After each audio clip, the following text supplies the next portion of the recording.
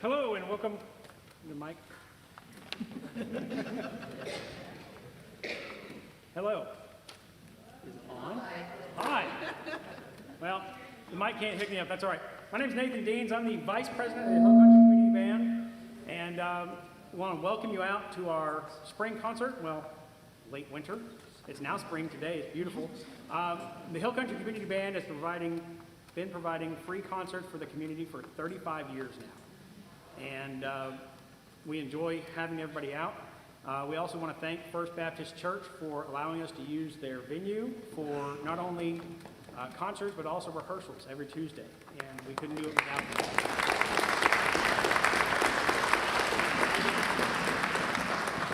I also want to thank the board and the band members. If you're on the board, please stand up and be recognized.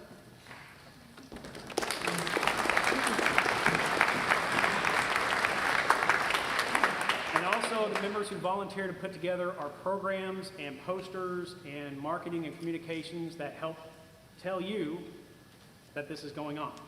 Thank you. The entire band is also wonderful about helping set up and break down our set at rehearsals and concerts. To all of you, thank you. And to the amazing technical team, Noah on sound in the back, Mark and Nathan for helping with recordings.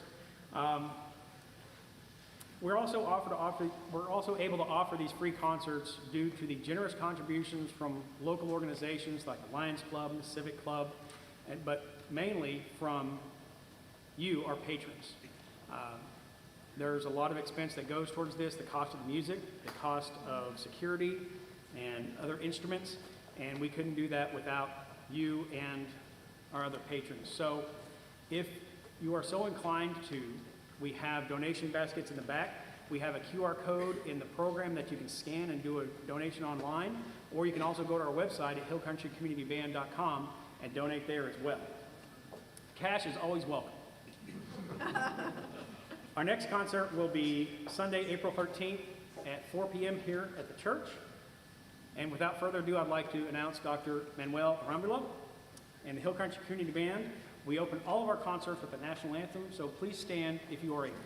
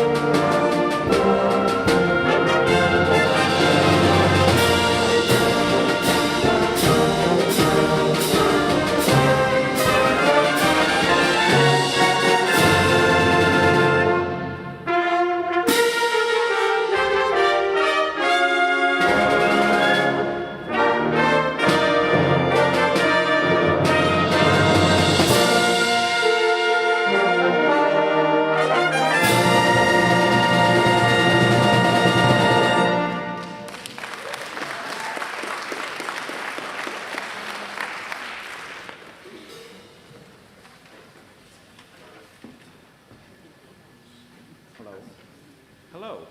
Do y'all hear me? No? Let me see. Switch on the microphone.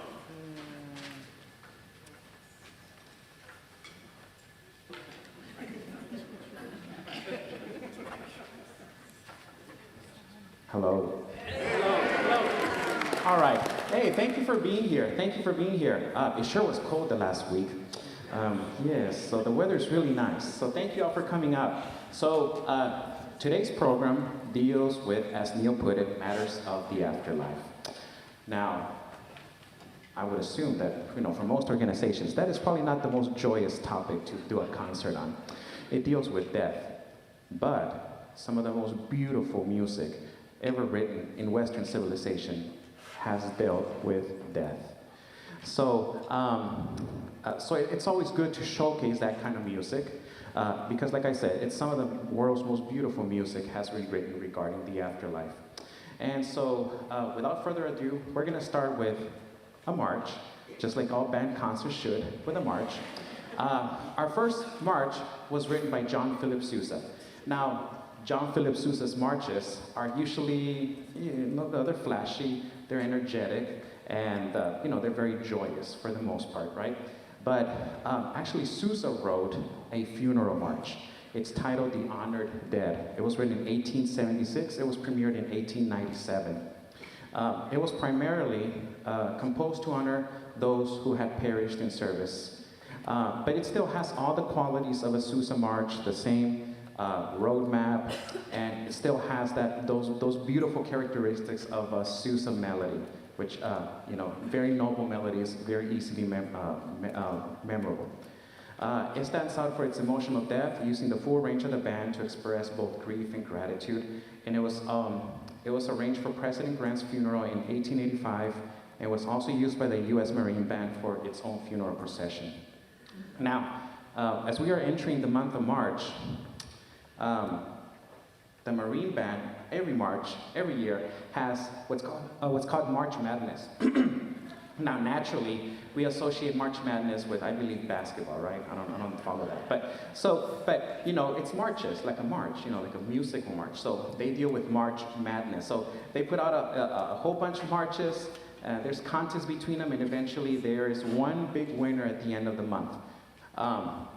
Back in 2023, this march was chosen as the #1 march by voters of that year in 2023. Here's the Honored Dead March.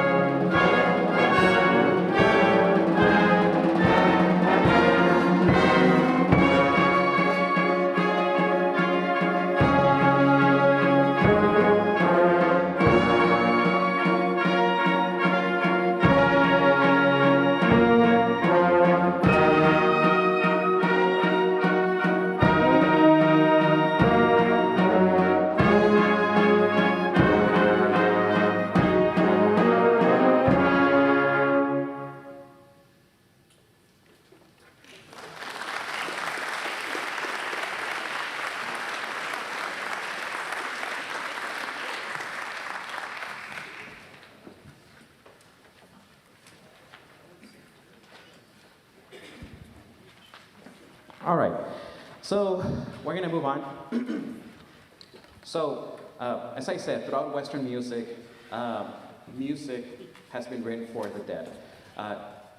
The most notorious style is the Requiem Mass. Some of the most famous Requiem Masses throughout history, of course, is the Mozart Requiem, the Fauré Requiem, the Brahms German Requiem, and of course, the Verdi Requiem.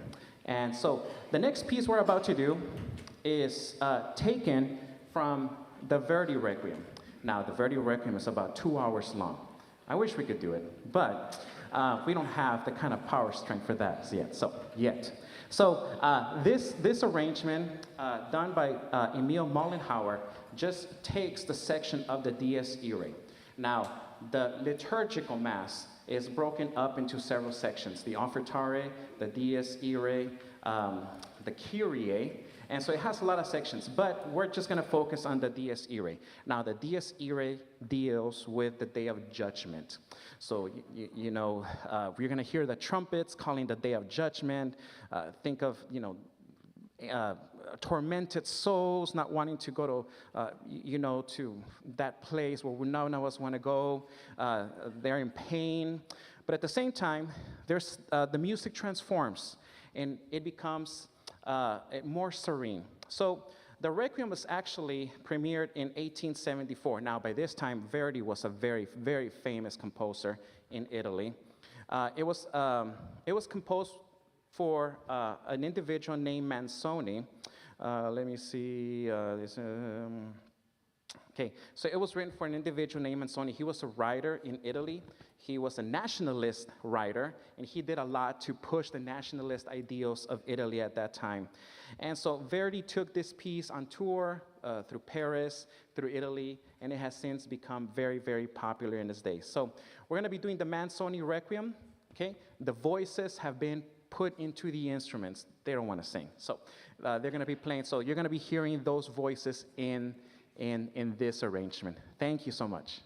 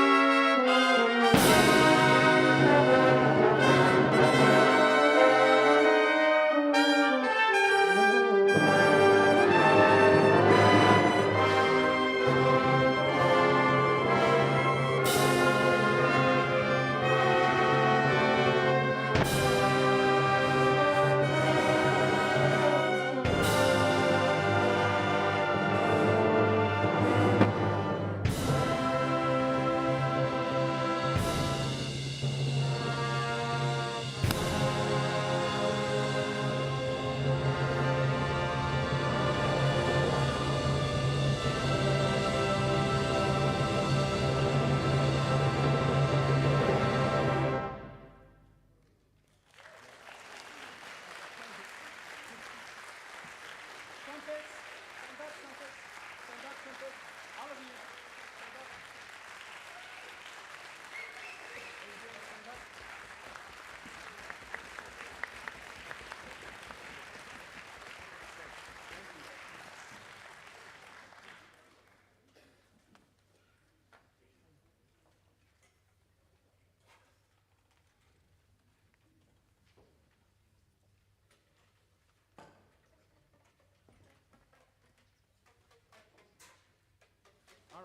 So, um, you can't really talk about death and the afterlife without injecting faith, right? Um, Most of the population in the world believes in an afterlife. And so that's where our next piece comes in. Our next piece is titled Angels in the Architecture. This is a newer piece.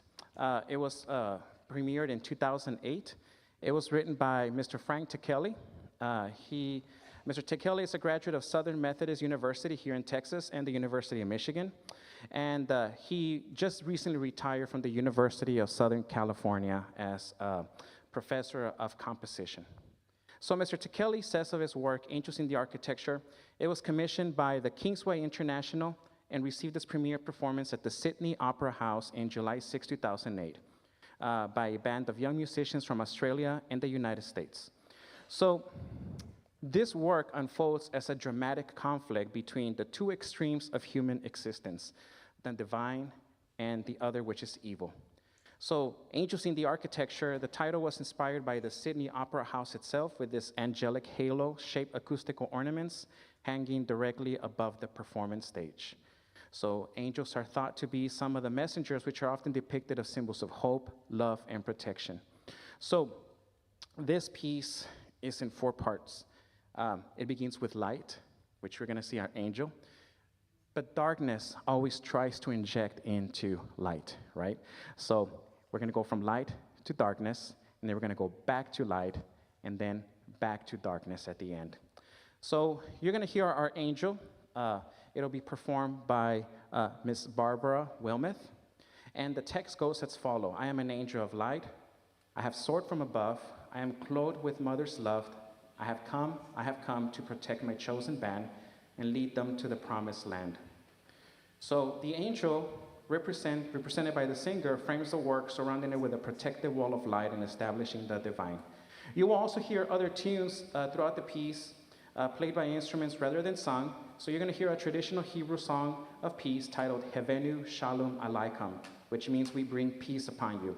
And also the well-known 16th century psalm, Ode 100, which refers to the 100th psalm. These borrowed songs, despite their various religious origins, are meant to transcend any one religion, representing the more universal human ideas of peace, hope, and love. Okay, so finally, in opposition, turbulent, fast-paced music appears as a symbol of darkness, death, and spiritual doubt. Twice during the musical drama, these shadows sneak in, almost unnoticeably, slowly obscuring, and eventually obliterating the light altogether. The darkness prevails for long stretches of time, but light always returns, inextinguishable, more powerful than before. So this composition draws inspiration from the spiritual and the physical beauty of Gothic cathedrals, weaving through themes of hope and despair. And it contrasts the mystical with the modern, employing a rich tapestry of sound that ends in an uplifting, radiant celebration. So here is Angels in the Architecture. And I just want to make sure that our sound is all good. You know, our microphones are good, and then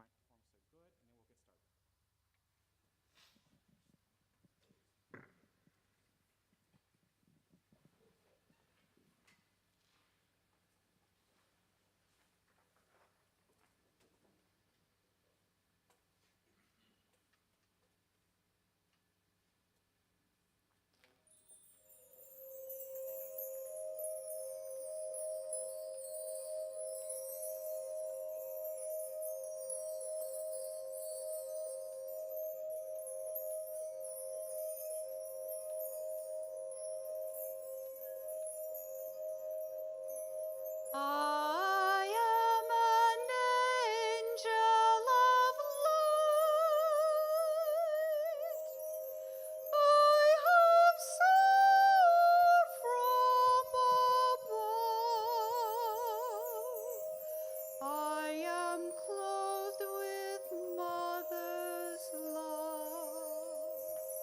I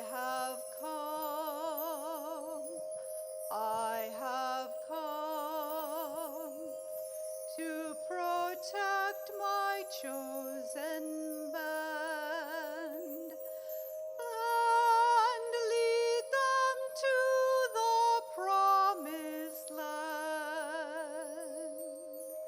I am an angel of light. I have soared from above. I am clothed with mother's love. I have come. I have come to protect my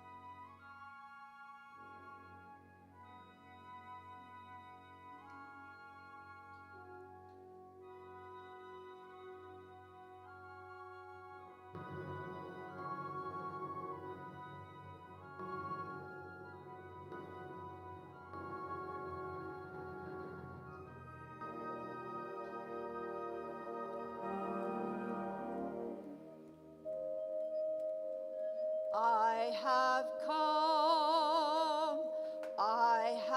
come to protect my chosen band and lead them to the promised land. I am an angel of light. I have soared from above. I am clothed with mother's love.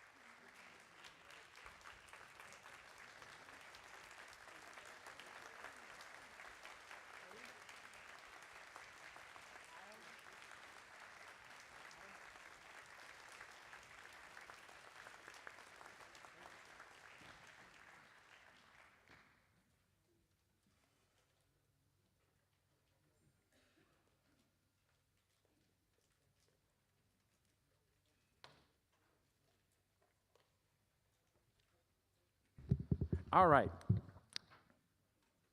Next, we're going to go to a piece titled Fervent is My Longing. It's made up of two parts. So Fervent is My Longing is a chorale. And I specifically chose this because it is by Johann Sebastian Bach, perhaps one of the most prolific composers in Western music.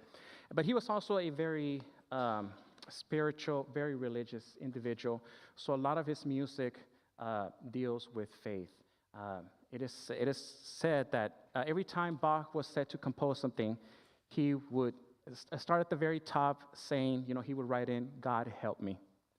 And then at the end, when he was done with the composition, is all glory to God. So all his music, for the most part, deals with faith. So the first part is "Fervent is My Longing." It is a prelude by Johann Sebastian Bach. It was originally written for the organ, and it is of ancient origin, but it is known to have been used in at least as early as 16th century and arranged in sacred and secular choral settings. This band arrangement was done by Lucien Calliet, who was also a very prolific composer in the middle of the 20th century. And then next we're going to go to, after that, it's going to go into a fugue. Now, I would like to give the musicians a little bit of time to rest after that piece. So I would like to talk a little bit about a fugue. So, concerts should be an educational experience as well, right? So very often, the term fugue, even for musicians, we always think of it as some kind of complex thing, but it really isn't. It is really just, think of it as a game. Think of it as a game of response and answer between the sections or between the singers. That's really all it is. Now, you're all aware of a canon, right? Or a round, like Brother John, and then the next person would start Brother John, right? That's a canon. Well, it deals with repetition and imitation. Now, a fugue is not exactly like that. So I would like to go a little bit into this so you can be listening for these sections. All right? So like I said, it is an interplay between answer and response between both sections. So a fugue always starts with a subject. It is unaccompanied. It is presented in the first voice. We're going to have 4 voices right here. All right? Miss Kathy is going to play for you the first 4 measures of the fugue so you can be aware of what to listen for.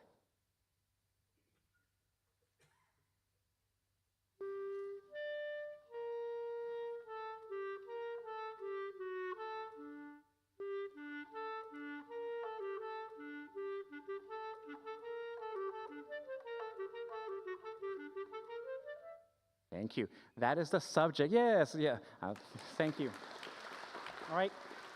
Next, we're going to pick it up. We're going to start at measure 5, all right? And then that same subject will be picked up by the second voice, which is the tenor. Now, you might be thinking, what happens to this first voice? Well, they're going to go off in what we called a counter subject, all right? They're going to be playing something against what they are playing. So here's measure 5. Can we have measure 5? Ready? Measure 5, right where we just left off. 1, 2, 3, and.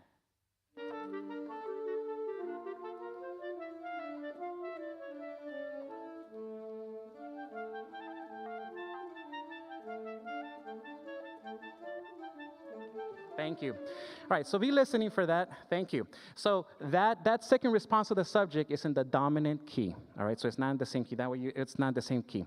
Now, all that is in the exposition. So we still have the tenors, which you will hear, and be listening for the basses. So you will hear the soprano, the altos, the tenors, and finally presented by the basses.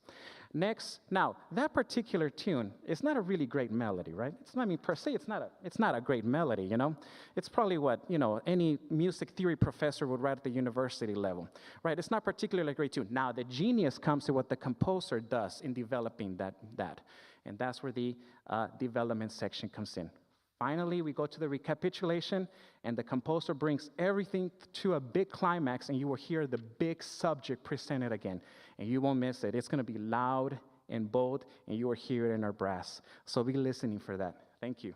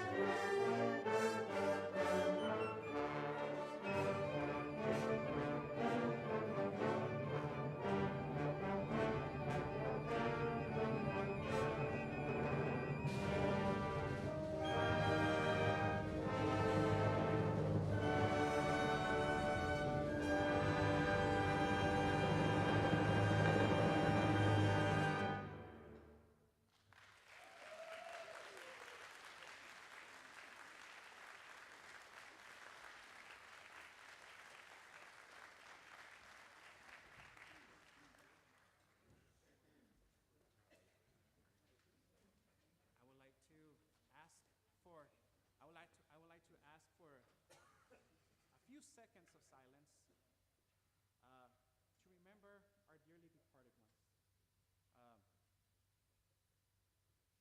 So we can just ask for a few seconds, and yes, our pets count as dearly departed. So we can just take a few seconds of silence and remember those who have left us.